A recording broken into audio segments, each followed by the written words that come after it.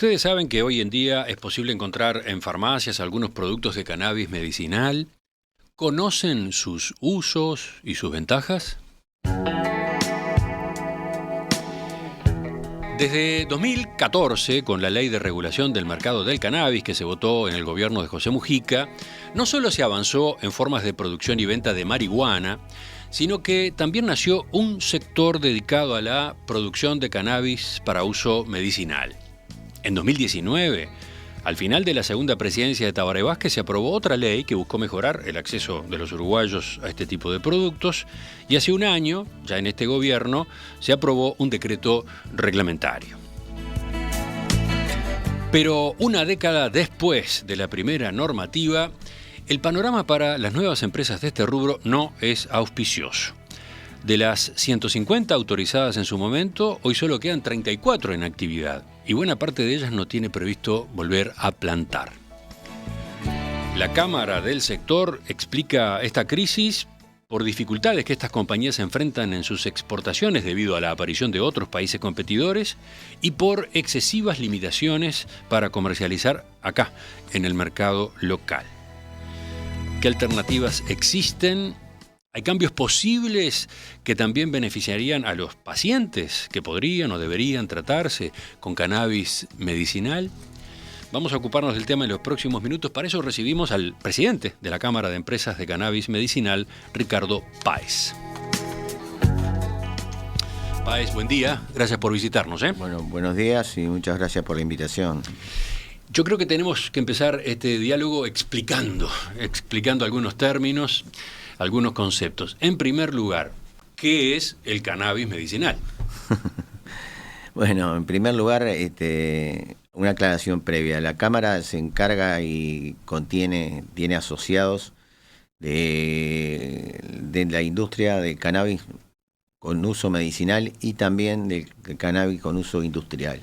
Aclaremos eso otro. Aclaremos todo porque la industria canábica tiene distintos usos y distintos tipos de complicaciones, digamos, ¿no? Específicamente el cannabis medicinal, de uso medicinal, digamos que se puede aplicar de dos formas. ¿Qué es el cannabis medicinal? O sea, el cannabis para uso terapéutico, para solucionar problemas de alguna enfermedad específica, o para terapias de dolor, por ejemplo.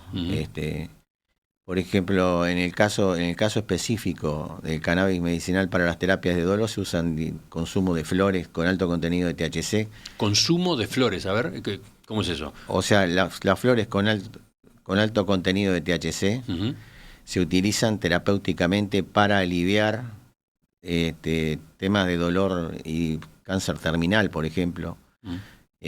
¿Cómo se consumen esas flores? A ver, en términos prácticos. Generalmente se consumen se vaporizan. A pesar de que en algún hospital en Israel, que es líder en el tema del uso del cannabis para uso medicinal, se llegan a fumar también. O sea, depende del lugar y el control que tengan. Esa es una variante. La otra es la industrialización de las flores, extrayendo de las mismas, mediante un proceso industrial, los cannabinoides que actúan en distintas terapias para uso terapéutico. Fundamentalmente los más utilizados son el cannabidiol o CBD y el THC, el tetrahidrocannabinol. El tetrahidrocannabinol es el principio psicoactivo. O sea, en el caso, para dividir la clasificación de las flores en industriales y medicinales, digamos, o de consumo psicoactivo, se fija un tope de presencia de THC. O sea, todo lo que es cáñamo, vulgarmente conocido, o cannabis de uso industrial, tienen menos del 1% de THC. De ahí para arriba es cannabis para uso recreativo, como el que venden en farmacia en el IRCA, o para uso estrictamente medicinal.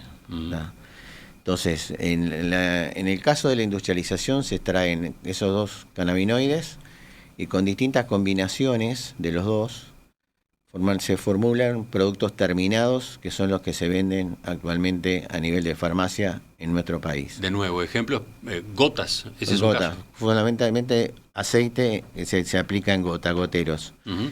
En nuestro país todavía no han aparecido otras formulaciones, otras formas farmacéuticas. Mm. Fundamentalmente son goteros. Ajá. A ver, y con las gotas, con esos aceites, a su vez, ¿qué se hace? ¿Cómo se aplican? Se aplican, bueno, normalmente son de uso sublingual o lingual, pero son goteros, estrictamente son fáciles de consumir. Ujú. Pero obviamente es un producto que está regulado, totalmente regulado, y para pedirlo, venderlo, se vende bajo receta. Y ese aceite, a su vez, ¿se aplica en qué casos? Por ejemplo, el uso más reconocido y probado es en la epilepsia refractaria, por ejemplo, fundamentalmente en niños, para terapias con niños autistas, y para regulación del sueño. Ajá. Pero, o sea, hasta ahora se registran con distintos contenidos. O sea, puedes encontrar goteros con CBD al 5%, al 10%, al 15%, con CBD cannabidiol estrictamente puro o con alguna presencia de THC. Generalmente lo que se habla de un efecto triage que es mejor que estén los dos cannabinoides. Ajá. O sea, porque la acción es más efectiva. Acá tengo algún testimonio, por ejemplo, esta oyente dice, usé cannabis medicinal recetado en mi mutualista, concretamente por la doctora Galcerano, retiré 2 frascos en farmacia mutual, fue tan eficiente que en menos de 3 meses, con dosis mínimas, me recuperé de manera completa. De los mejores, más eficientes y breves tratamientos que he transitado. Excelente. Ahí hay un ejemplo, no un caso, ¿no? Excelente. Entonces, a ver, para terminar esta introducción, Sí. más casos, más utilizaciones en medicina. En este momento están concentrados básicamente alrededor de esos casos. Uh-huh. Fundamentalmente se usa también para casos de Parkinson. Pero en este momento, tanto en Europa como en Estados Unidos, en Norteamérica más bien, Uh-huh. están en marcha más de 300 estudios clínicos llevados adelante por farmacéuticas internacionales que están probando otros usos posibles de cannabis. O sea que el espectro de posibilidades es amplísimo y va a crecer en la medida que cuando con la prohibición, digamos, una de las cosas que se cortó fue la investigación. Uh-huh. Y ahora, digamos, se está retomando lentamente y se están encontrando muchos usos. Hay que tener en cuenta que el cannabis tiene, la flor de cannabis, más de 100 cannabinoides. Y los que más se usan son estos dos, más el CBG, que es otro también bastante utilizado, pero hay campo para investigar muchísimo. Y entonces, para terminar, en Uruguay, estas empresas representadas por la Cámara de Cannabis Medicinal, por un lado producen flores, como usted decía, Sí. pero también producen estos compuestos ya terminados, Exacto. medicamentos. Exacto, son medicamentos porque además hay que registrarlo como en salud pública, hay que estar certificado como laboratorio farmacéutico y pasar por todo el proceso de registro del producto. Y en términos de exportación, ¿qué es lo que venden al exterior? En términos de exportación, las exportaciones fundamentalmente se han concentrado en flores. La mayor cantidad de exportaciones viene por el lado de las flores con alto contenido de THC para uso medicinal. Y entonces, comprador, las empresas compradoras, a su vez, ¿qué hacen? Las empresas compradoras lo distribuyen para uso terapéutico. Uh-huh. Los principales mercados son Alemania, Israel, Australia y Portugal, digamos, porque y ahí hay que destacar, digamos, algunas restricciones de mercado, ¿no? Estos son mercados muy exigentes, Uh-huh. que nos exigen cumplir no solamente con niveles de calidad muy altos, como es lograr llegar a la farmacopea europea, alemana en particular, que es muy exigente, sino que también nos exigen que estemos certificados con GMP EU, o sea, buenas prácticas de manufactura europeas.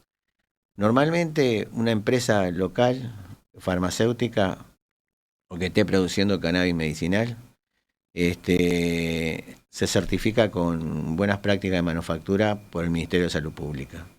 Pero a nivel internacional, y fundamentalmente Europa, pone otra barrera.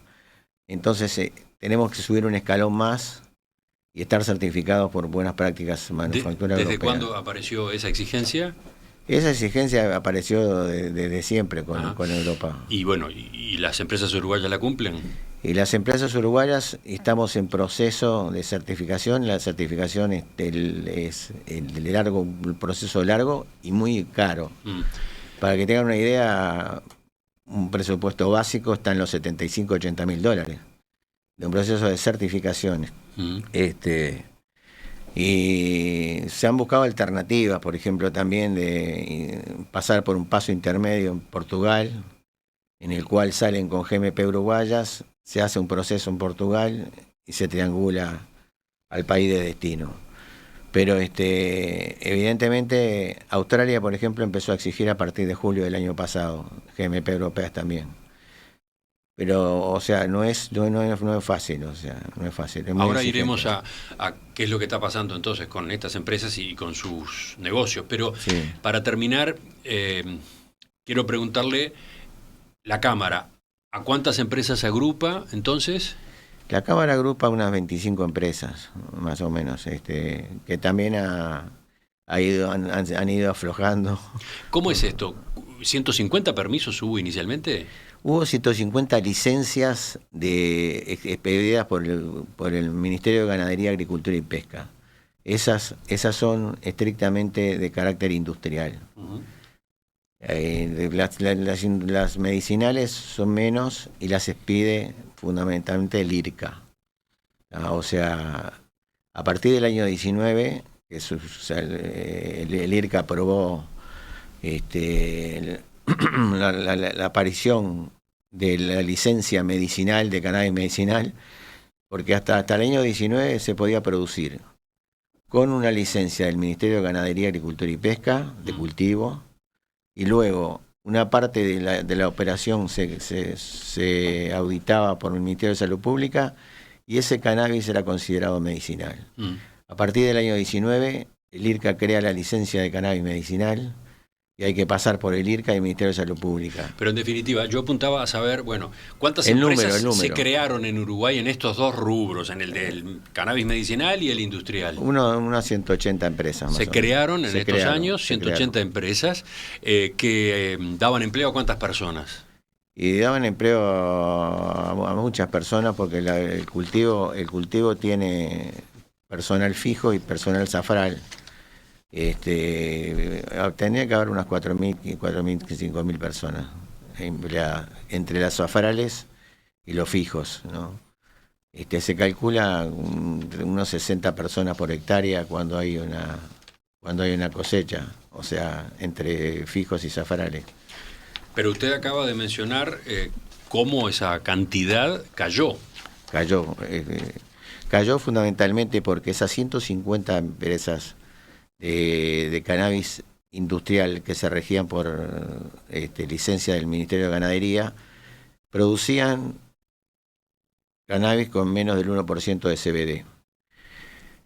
Los destinos de los mercados de destino fueron Suiza y después República Checa, porque eran los únicos que admitían de alguna manera una proporción de hasta el 1% de THC. ¿Qué se exportaba a esos países entonces? Se exportaban flores de CBD o cáñamo industrial, si quieren, de cáñamo, que se usaban para uso como sustituto de tabaco o para extracción. ¿Sustituto de tabaco o extracción? O extracción.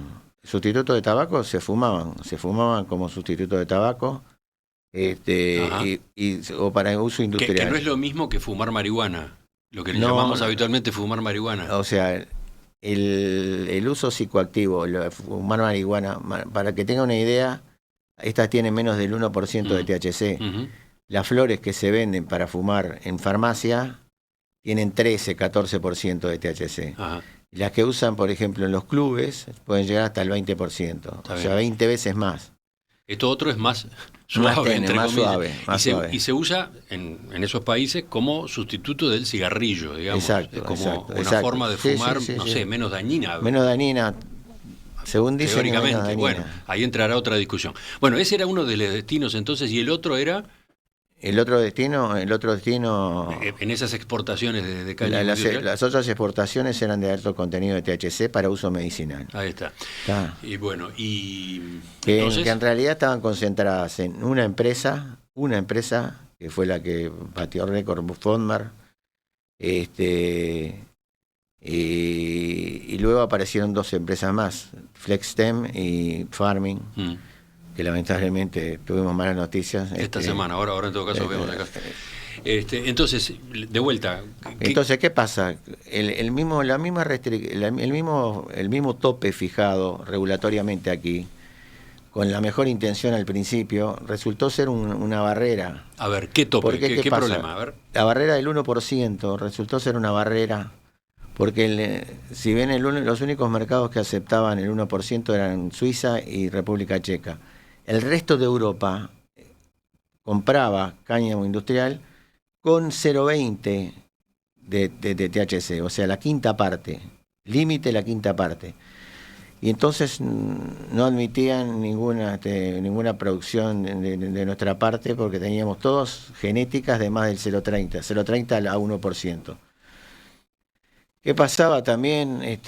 Los suizos, muy sutiles, reprocesaban nuestras flores, le bajaban químicamente el THC y la revendían para Europa. O sea que eso se convirtió en un negocio triangular. Para que tenga idea, empezaron a aparecer también otros países que ofrecían cáñamo, que le vendían a Suiza también, y a República Checa. Los precios entraron a bajar, y obviamente ya no es rentable el producir, haberse vendido en algún momento hasta $600 el kilo. El kilo de cáñamo se empezó a vender ahora últimamente a 100, 80, 120, $150, alguna excepción hasta $200. Pero ¿qué pasó? ¿Cuál fue la causa de esas dificultades que empezaron a enfrentar estas empresas en los mercados internacionales? ¿La causa cuál fue? La falta de demanda. No, pero usted habla, por ejemplo, de que aparecieron otros competidores. Exacto. Con precios más convenientes, además. Obviamente. Y entonces veamos primero ese factor. ¿Cómo fue? ¿Por qué? ¿Por qué esos otros países productores venden más barato que Uruguay? Básicamente le estaban vendiendo de los países de la región europea. República Checa tuvo su propia producción, Serbia, por ejemplo, países cercanos a República Checa, Italia, que están cercanos también a Suiza, empezaron a tener sus propias producciones y obviamente competían de otra manera. ¿Y Australia? ¿Usted mencionó Australia también? No, Australia está muy especializado en cannabis de alto contenido de THC. O sea, la oferta era cercana a esos países, estaba dentro de Europa. En Sudáfrica, en África también empezaron a producir. Entonces los precios entraron a bajar. Y evidentemente eso repercutió muchísimo, y hoy tienen las empresas de cáñamo industrial un sobrestock importante, y por eso han decidido no cultivar. Y ahí es donde estamos planteando nosotros soluciones alternativas. Pero antes de seguir con las soluciones alternativas, este cuadro de complejidad, de dificultad de acceso a esos mercados que se ha ido configurando, ¿no tiene arreglo? Tiene arreglo, es decir, hay que tener en presente que el tema acá pasa por lo regulatorio, ¿no? ¿Qué pasó? Uruguay tuvo una ventana de oportunidad durante un cierto periodo, y después la legislación empezó a avanzar en otros países exacto, pero con marcos más convenientes que nosotros no supimos adaptar. ¿Algo de eso? ¿Qué pasó? Algo de eso pasó, es decir, tenemos a nivel latinoamericano 2 países que han avanzado rápidamente, luego como Colombia y Ecuador, que tienen climas más favorables, que pueden producir durante todo el año, que tienen costos operativos mucho más bajos, y que salieron a competir con producciones de mucho volumen. Ujú. Pero además es importante tener presente que no todos los países han regulado todavía el tema del cannabis. O sea que hay oportunidades posibles de apertura de nuevos mercados en la medida que se vaya regulando, y lo bueno sería que se homogeneizara la regulación. Lo bueno sería que se homogeneizara la regulación en el mundo. Dice En usted. el mundo, Bueno, obviamente. pero ¿qué es lo que se puede hacer desde acá? ¿Qué pudo haberse hecho? ¿Pudo haberse ajustado la normativa de una forma que permitiera a estas empresas competir mejor con esos cambios en los mercados internacionales? No, yo creo que la normativa lo que tiene que ajustarse en este momento es por parte de los productores generar genéticas que alcancen el 0,20 o el 0,30 y puedan entrar a esos mercados. Bueno, esa era en todo caso mi pregunta. ¿No hay una responsabilidad de las empresas que no se reconvirtieron, que no se adaptaron a esas nuevas exigencias? Sí, hay una responsabilidad, pero no es una respuesta de corto plazo, porque estamos hablando de hace 3 años y generar nuevas genéticas no es un tema rápido, es un tema de investigación, de desarrollo y de nuevos cultivos. Se han hecho movimientos en ese sentido. Hay empresas uruguayas que están desarrollando genética nueva, pero la capacidad de reacción no es tan rápida, ni los tiempos tampoco son más rápidos en lo que habla al desarrollo de los cultivos. Y también los procesos de registro de genéticas no son rápidos tampoco. Ahora, si entiendo bien, se está trabajando, las empresas están trabajando para posicionarse mejor, para reposicionarse en esos mercados del exterior. Y el problema es el periodo de transición, digamos. Exacto. El periodo de transición. Por eso nosotros estamos planteando una alternativa para manejar todos los stocks que están en este momento parados con una utilización interna. Ajá. Es decir, cambios en el mercado interno. Crear un mercado interno, porque no existe el mercado interno. Ese es realmente el proceso, ¿no? Ajá. Estas empresas, entonces, por lo que usted cuenta, estaban volcadas básicamente al exterior. Están volcadas al exterior. Toda la industria estuvo volcada al exterior. Incluso. Hay algo acá en farmacias, pero usted dice que es una producción mínima. No. Cuando hablamos de cáñamo industrial, están volcadas estrictamente al mercado internacional. ¿Está? Pero esos medicamentos los medicamentos los medicamentos sí son para uso local, pero la producción mayor está orientada también al exterior. Por eso. Algo se vende acá. Algo se vende acá, muy pero poquito. Pesa poco en las cuentas de estas empresas. Para nada, muy poquitito. Bueno, vamos a ver entonces de qué manera ustedes están proponiendo que se cree, entre comillas, ese nuevo mercado dentro del país, de modo que el sector pueda acomodarse. Me interesa conocer cuáles son las medidas en ese sentido. ¿Cuáles serían?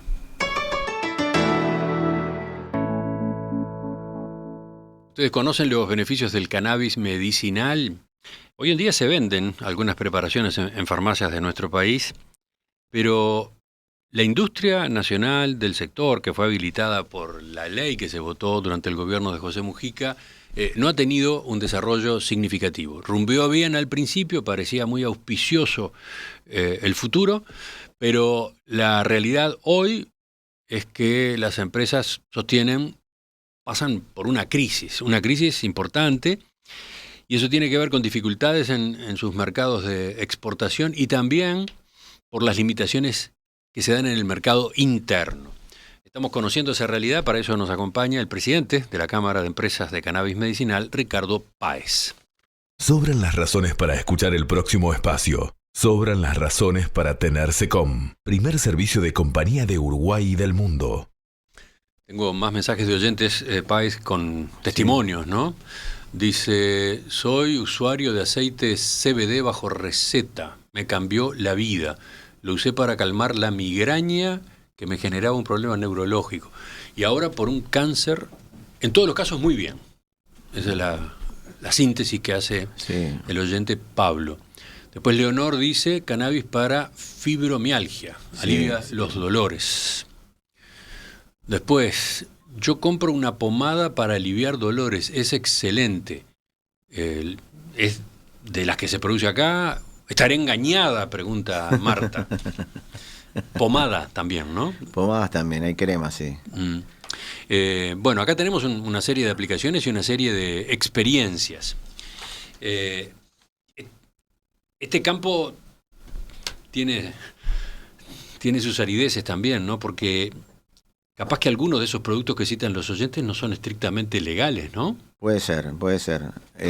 Uno de los temas que tratamos de difundir, las empresas legales que producimos cannabis con uso medicinal, que estamos sometidas a un control muy estricto del IRCA y del Ministerio de Salud Pública y a costos operativos muy altos, es que se produce y se utiliza muchísimo en forma irregular, o sea, informalmente se fabrican aceites de forma casera y se venden al público con total libertad y sin que ser no solamente advertido el público de los riesgos que pueden tener por consumir productos producidos caseros, sino además el Ministerio de Salud Pública no ha difundido ni ha inspeccionado ninguna producción irregular, ¿no? Hubo una época en la que la producción casera fue como una necesidad. Claro, porque no había nada. Porque no había producción No había. y sin embargo había pacientes que podían tener en la aplicación de cannabis medicinal una solución para enfrentar determinados problemas de salud. Eso cambió. Mi pregunta es, ¿todos los productos que hoy pueden necesitarse de cannabis medicinal están disponibles, formalmente producidos? Pero no todos, porque la mayoría de los productos, o un gran número de los productos que se consumen en forma informal, se producen a veces a partir de plantas con alto contenido de THC. En el caso particular de los productos que se comercializan hoy en las farmacias, producidos localmente, tienen bajo contenido de THC y alto contenido de CBD. Ahora, hay empresas, en la que yo trabajo, por ejemplo, tenemos en desarrollo productos con más contenido de THC que van a estar en el corto plazo en el mercado, ¿no? Pero mi pregunta iba por ese lado, si no hay digamos una oferta incompleta de la producción nacional. Yo creo que hay un tema cultural que es muy importante ahí, es decir, nunca se difundió el riesgo que está asociado a ese tipo de medicamentos, ni que son irregulares. O sea, la gente lo ve como algo normal. Mirá, Juancito prepara en su casa un aceite que da resultados, vamos a usarlo. Está como una preparación que hacía la mamá vieja, yo qué sé. Y la cosa creo que viene más por ahí. Ahora, también es cierto que la industria está muy regulada y tiene costos altos. Tiene costos altos porque para producir un medicamento, una empresa tiene que pagar licencia de cultivo, licencia de industrialización, licencia de investigación, licencia de análisis, por ejemplo, para el laboratorio, más todos los procesos que hacen a tener un laboratorio con una inversión que cumpla con GMP, que sea autorizado por el Salud Pública, y una infraestructura de funcionamiento que tiene altos costos operativos. Entonces ahí tenemos un desafío, ¿no? Ahí tenemos un desafío porque importante. Puede ocurrir que efectivamente la industria de cannabis medicinal produzca y ofrezca las distintas variantes que se necesitan y que se demandan, pero que después los precios sean altos y por lo tanto los compradores continúen volcándose a esos otros productos irregulares, clandestinos. Exacto, pero por eso estamos planteando, entre otras cosas, en primer lugar, medidas que tiendan a reducir los costos, reducir el control en exceso que tenemos sobre la industria y los costos. Por ejemplo, reduciendo los costos de las licencias que hay que pagar. El cannabis es el único cultivo en Uruguay que tiene que pagar para ser producido. O sea, Entonces, para cada cosa que hay que hacer hay que pagar una licencia al IRCA. Las licencias son anuales, entonces son costos fijos. Sí, sí, lo que usted dice que otros cultivos no pagan. No pagan, La soja, para el nada. trigo. No paga nadie. En cambio, entonces, el cannabis sí. Pero para industrializar también, entonces, por un lado, bajar los costos operativos. Y por otro, los costos de abastecimiento. La materia prima utilizada para la extracción son flores. Las flores tienen que cumplir con un perfil analítico determinado. Entonces, hoy, una de las soluciones posibles también a esos stocks de cannabis industrial, digamos, que hay, con licencia de MGAP, sería poder utilizarlas como insumo del cannabis de medicamentos, siempre que cumplan con los requisitos microbiológicos, ¿no? Porque los costos de producción de esas flores es mucho menores que las medicinales, empezando por la licencia. Como una solución parcial. La otra, que esas flores también se industrialicen a nivel de cultivo industrial y vengan como aceite industrial a un costo mucho más bajo, también como insumo de la industria medicinal. O sea, son formas de solucionar dos problemas. Uno es sobrestock y los costos operativos que estamos teniendo a nivel de farmacéutico. Y a la larga, los costos van a tender a bajar y a ser más accesible también los medicamentos a nivel de farmacia, ¿no? Que además nacieron con precios muy altos, porque el primero que se lanzó, lo lanzó Mediplaza hace varios años, estaba hecho con insumos que a un costo internacional altísimo. Por ejemplo, un litro de CBD en ese momento salía $35.000. Hoy un litro de CBD a nivel de mercado se puede conseguir por 3.000, por ejemplo. O sea, la tendencia, incluso en la industria farmacéutica, tiende a ser que en el lanzamiento de los principios activos se lanzan muy caros, por producción y por especulación. Y luego a la larga tienden a reducirse, hasta comoditizarse y a bajar en precio, ¿no? O sea que este proceso también lo vive el cannabidiol. Pero entonces, bueno, ahí hay una buena noticia para ustedes, ¿o no? ¿Cómo es eso? Por supuesto, hay una buena noticia en el sentido de que, pero nosotros lo producimos, o sea que no tenemos, ya lo estamos produciendo a un costo más bajo, pero el tema es todos los costos fijos que tenemos alrededor de la industria, ¿no? En definitiva, ustedes hablan de que se tomen medidas para crear efectivamente un mercado interno. El mercado que hoy existe es mínimo. Mínimo. Las medidas para crear un mercado interno serían apuntando a que se vendieran flores de CBD, por ejemplo, con el mismo destino y el mismo uso que se usan en Suiza. Por ejemplo, se vendieran flores para sustituto de tabaco, incluso para exportación, preparar cigarrillos para exportación, por ejemplo, o para extracción. Para extracción se industrialicen. Se vendan también flores para uso terapéutico a nivel de farmacia con alto contenido de THC, como se venden para Europa, para Alemania, por ejemplo, a nivel de farmacia, previo registro en el Ministerio de Salud Pública con receta médica. Pero eso hoy no se puede hacer. Eso no se puede hacer. O sea, si usted le recetaran hoy, mira, tenemos un tratamiento con flores de THC que tengan un contenido de THC determinado y te lo receto, no tendría que traerla.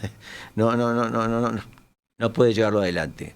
Entonces, ¿y las empresas uruguayas tienen esa oferta disponible? Y esa oferta tiene disponible, que es la oferta que se está exportando. Pero que encuentra dificultades en la exportación. Encuentra dificultades también en la exportación. Ajá. Ahora, ahí hay un tema que está reglamentado de alguna manera, o está previsto el registro de la flor de THC con uso terapéutico en el Ministerio de Salud Pública como producto terminado o como producto para uso farmacéutico.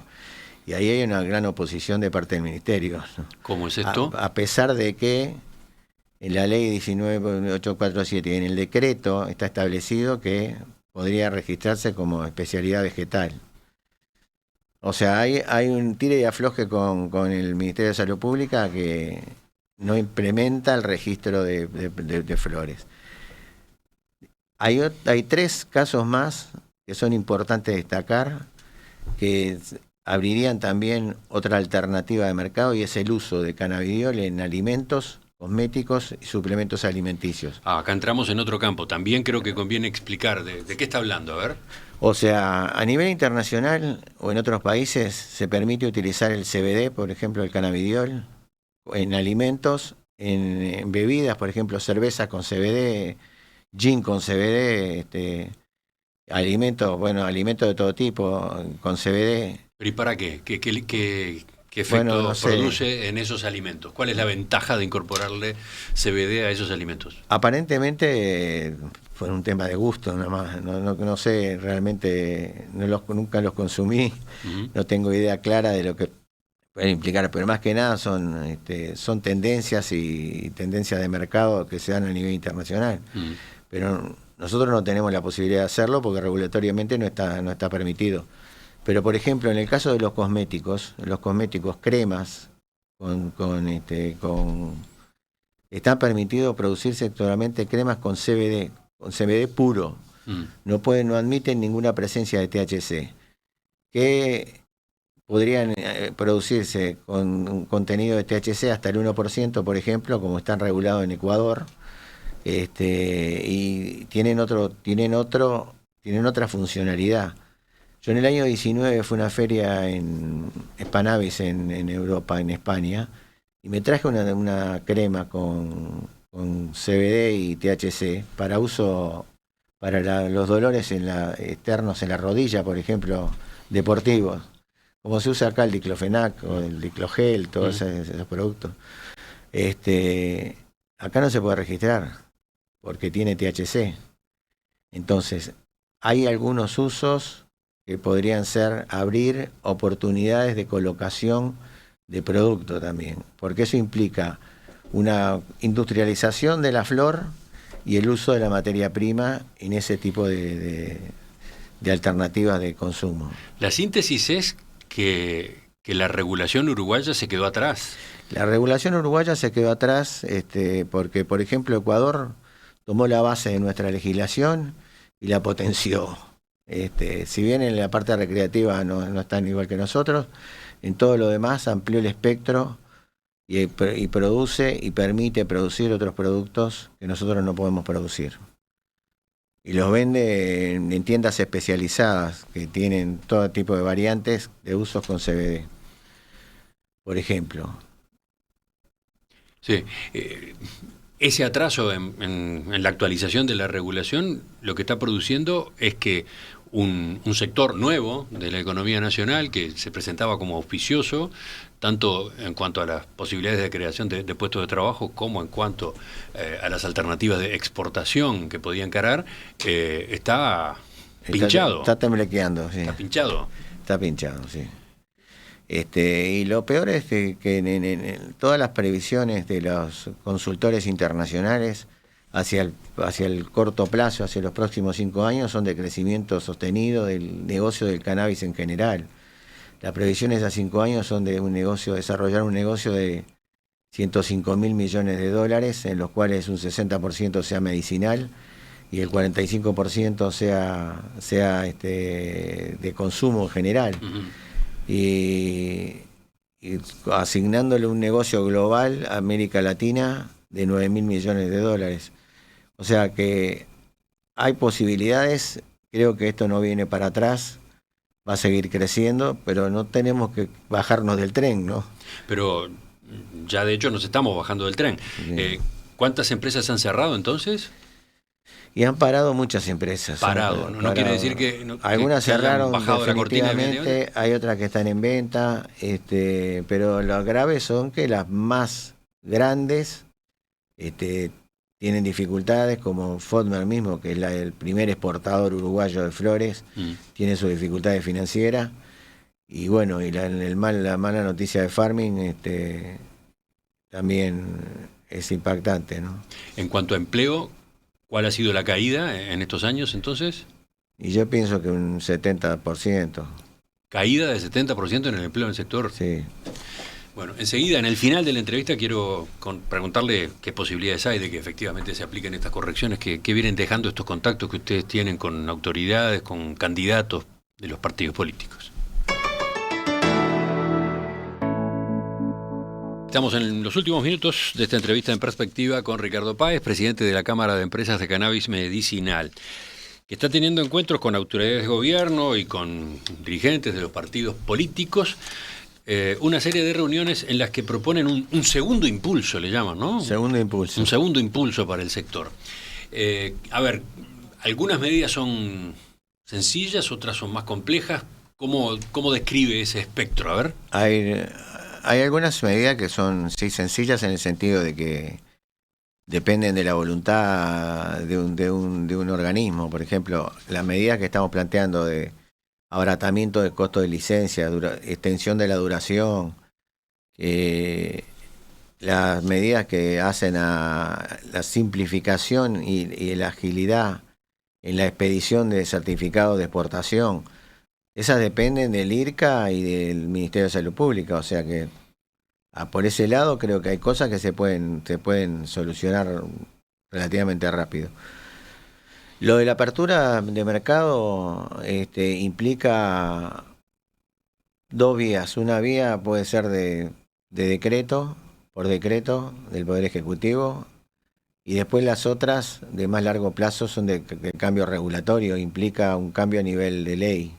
Está refiriéndose a la apertura del mercado local. Local. Y la habilitación, por ejemplo, del uso de flores, de uso de licencias del MGAP para uso medicinal, como insumo de la industria medicinal, esas implican una vía de decreto, por ejemplo. Ahora, el cambio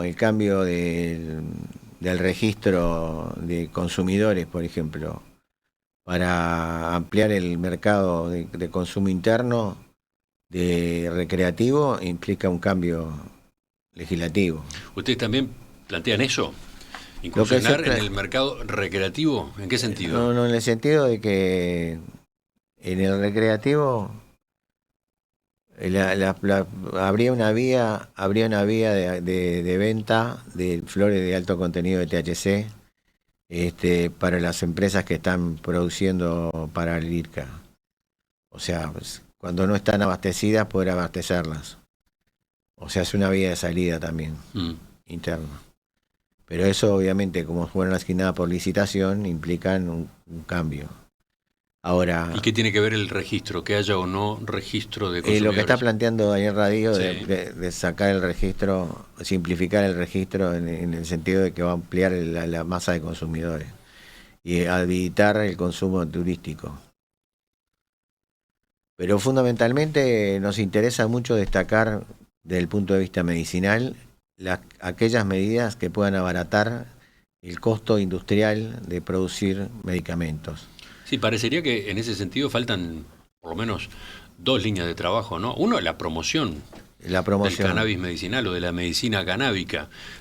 Varios oyentes sostienen que carecen de información. Es que verdad, no está extendido, digamos, este tipo de soluciones. Pero después lo otro, el tema de los costos, ¿no? El tema de los costos es importante. Y en el tema de la difusión creo que también es importantísimo el entrenamiento de los médicos, porque una medicina que está regulada por receta implica que haya médicos atrás que conozcan también el uso exacto, digamos, del cannabis como medicamento y cómo aplicarlo, ¿no? Y no hay cursos formales a nivel de la universidad para entrenar a los médicos, ¿no? O sea, por ese lado tenemos una carencia importantísima. Y por el lado de los precios, ¿qué solución habría? Y por el lado de los precios, creo que abaratando costos podemos lograr precios mucho más razonables. Y además, obviamente, extenderlo al consumo del circuito de salud. O sea, el consumo mutual y el consumo por ACE, ¿no? Ustedes están solicitando que este tipo de productos del cannabis medicinal tengan algún tipo de amparo en los instrumentos que tiene el Estado justamente para facilitarlos a los pacientes de manera gratuita? No, pero que sea, al ponerlo en el formulario único terapéutico nacional, lo hace más accesible por la vía de la receta y por la vía del pago de la receta. Ajá. Ya por esa vía se está abaratando, ¿no? Pero bajando costos, creo que vamos a ir por buen camino también. ¿Qué más? Desde el punto de vista de las posibilidades de exportación, donde ustedes se han ido encontrando con nuevos competidores y con regulaciones que les complican, ¿qué se puede hacer desde acá? ¿Qué se puede hacer desde acá? Bueno, incrementar muchísimo el desarrollo de genéticas alternativas para el caso del cáñamo, y en el caso de los productos con alto contenido de THC, apoyar en las certificaciones, porque si no, la otra vez estuve hablando con la ministra de Industria, que me dijo que incluso había líneas de financiamiento, estaban apareciendo líneas de financiamiento para financiar ese tipo de procesos. O sea, creo que hay que acelerar los procesos de certificación para salir con la mejor calidad al mundo, ¿no? Para terminar, ¿qué eco vienen encontrando en estas reuniones? ¿Es posible que se adopten medidas a corto plazo que empiecen a encauzar este proceso? Yo creo que sí. La primera reunión, o sea, nosotros encaramos dos estrategias. Una estrategia con las autoridades, que empezamos con Daniel Radigo como presidente de la Junta Nacional de Drogas, que tiene un oído grande y tiene una amplitud de criterio muy grande también. Y la otra, ir viendo a los precandidatos para tener un feedback de su posición de partido con respecto al tema, ¿no? Y las reuniones que hemos tenido hasta ahora, tenemos un eco bastante positivo. Es decir, creemos que hoy tenemos una reunión con la Junta Directiva del IRCA. Creemos que en el corto plazo algunas medidas van a prosperar. Y por lo tanto vamos a seguir insistiendo. Nos gustaría que todas se salieran adelante, ¿no? No queremos que la industria caiga. En nuestra web ponemos, junto con la publicación de esta entrevista, vamos a colocar el documento que ustedes han hecho circular, que están haciendo circular con esas 13 medidas, ¿no? 13 medidas. En Perspectiva, desde 1985, periodismo profesional e independiente. Ricardo Páez, presidente de la Cámara de Empresas de Cannabis Medicinal, le agradezco que nos haya acompañado esta mañana. Seguimos el tema, lo volvemos a tratar en los próximos días. ¿Cómo no? Yo, el agradecido soy yo, la verdad que venir a un programa como En Perspectiva es un honor. Así que les agradezco a ustedes muchísimo. Seguiremos en comunicación entonces.